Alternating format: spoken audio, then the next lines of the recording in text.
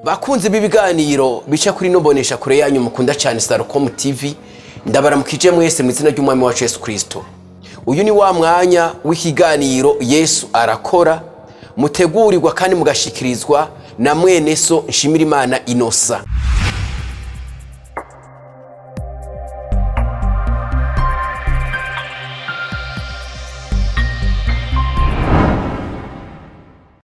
Turasoma muri Yohana igima ca 4, turava ku murongo wa 23 tugere ku murongo wa 24.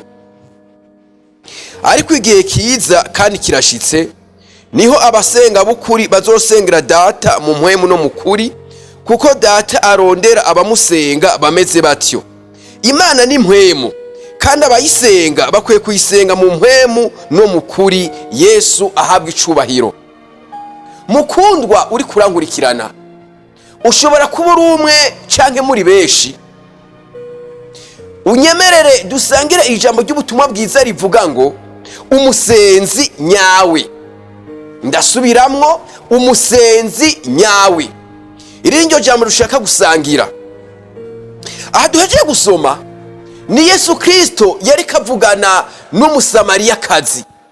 Uyu musamariyakazi akazi yakora canke ubuzima yarabayemwo bwiwe bwa misi yose bwari ubuzima bubi, ntabwo bwari ubuzima bwo kwipfuzwa. Kubera iki? Kuko uyu mugore yari umumaraya.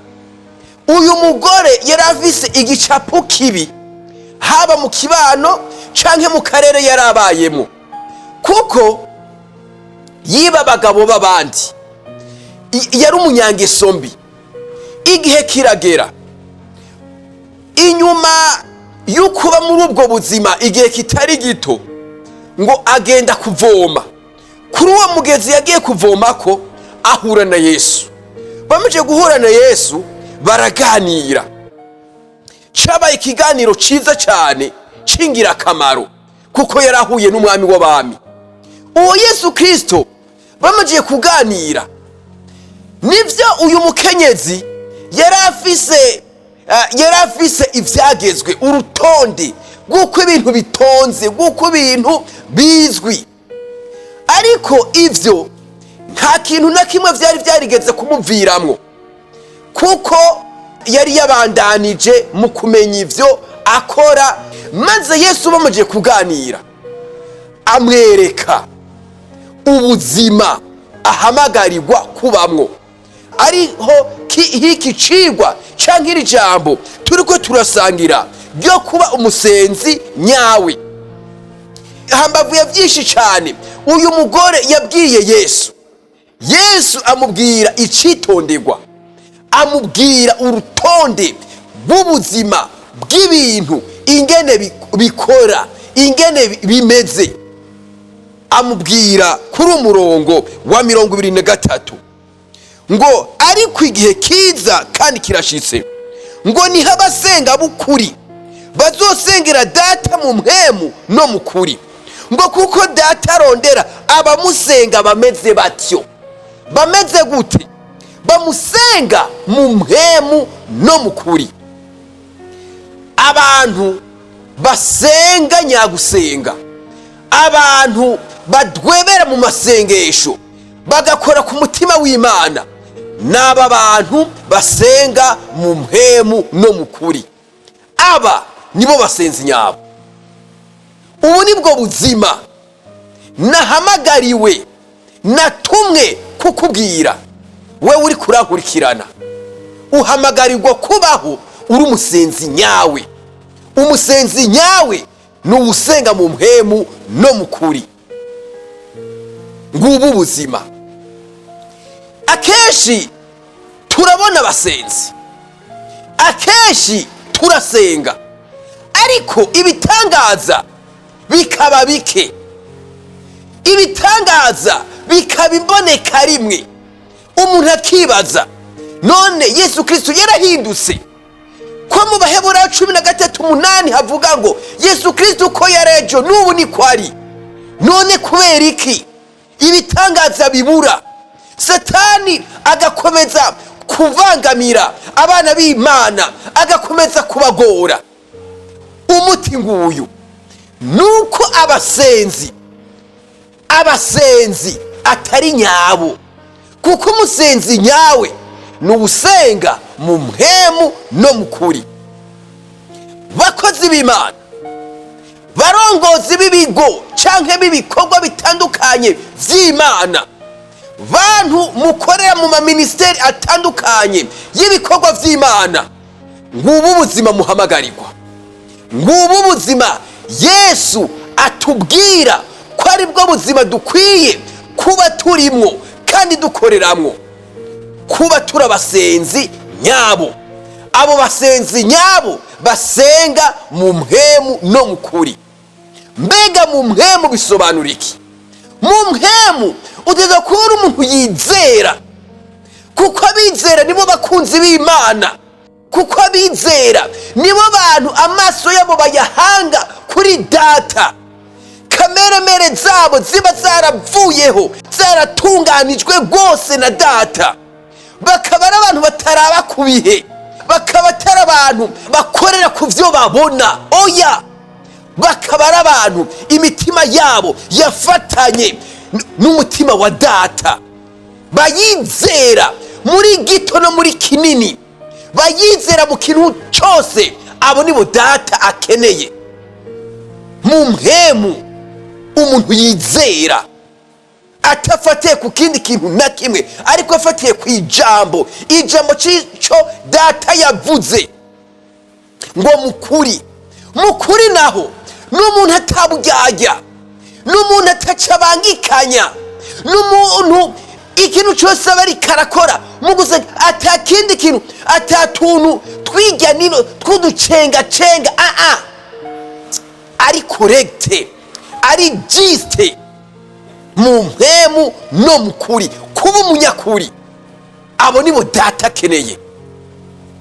Mwene Data, twari ko turasangira ijambo, nahawe kwibaza. Sinzi igihe umaze ukijijwe, sinzi igihe umaze mu murimo w'Imana, sinzi igihe umaze uri kurasengera ibitandukanye. Iyinjiremwo wiyumvire, kumwe Bibiliya ivuga ngo bari mwebwe mwisuzuma, wiyinjiremo wisuzuma uti mbeya jewe ndi umusenzi nyawo. Umusenzi nyawo n'uyu asenga mu mpwemu no mu kuri.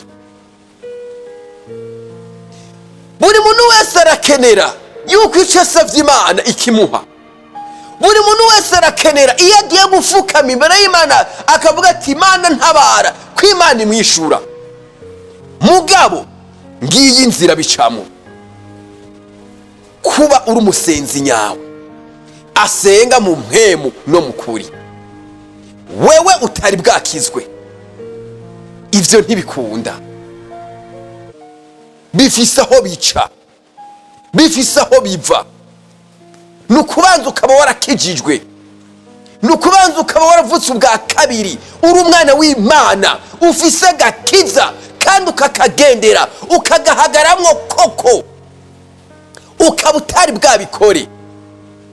Unyemerere ndagusengere, unyemere ndakurongore mu isengesho ryo kwizera, usubiranemo nanjye irisengesho uti Mwami Yesu, uyu munsi ndakwakiriye kugira ngo umbere umwami n'umukiza w'ubugingo bwanje.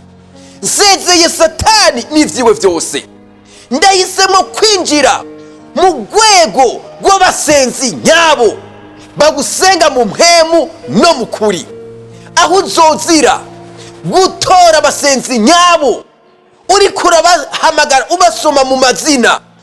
Nanje nze niyumvemwo, mvyaturishije akanwa, mvyizeresheje umutima, mu izina ryawe Yesu Kristo, amen. Nawe wari warakijijwe,